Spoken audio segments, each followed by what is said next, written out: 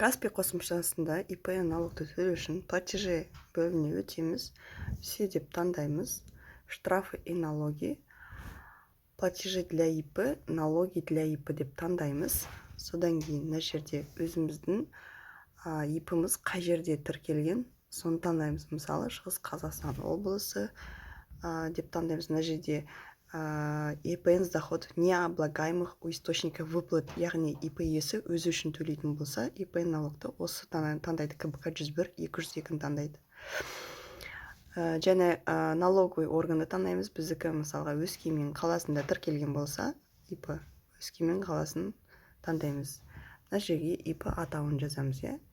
ИП атауы қалай? ИП кім? Мысалы, ИП Марат болсын.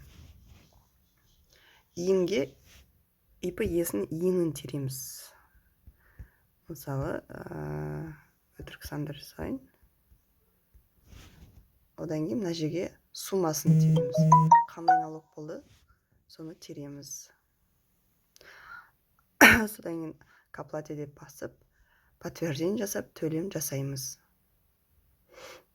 Ал егер пеня төлеу керек болса, мына жерде КБК-ны келесі, мысалы, пеня төлейтін болсақ, мына жерде пеня ИПН с доходов необлагаемых, ИП иесі өзі үшін төлесе, пеня по ИПН с доходов необлагаемых у источников выплат деп, осы КБК 101-202 таңдаймыз. Мына жерде де КБК 101-202, иә? Мына жерде КБК 101-202 таңдаймыз пеня төлейтін кезде. Бұл жерге тағы да өзіміз, мысалы, қай жерде ИП тіркелді, соны таңдаймыз. Өскемен қаласы, мысалға, жаңағы, мысалға, ИП Марат дек. Одан иін тереміз, және пеняның суммасын теріп, к оплате деп төлейміз. Пеня 100 теңгеден аз болса, мына жерде Каспий 100 теңге, ең төменгі суммасы 100 теңге, сосын 100 теңге төлеуге тура келеді, егер 100 теңгеден аз болса пеня. Осымен бітті.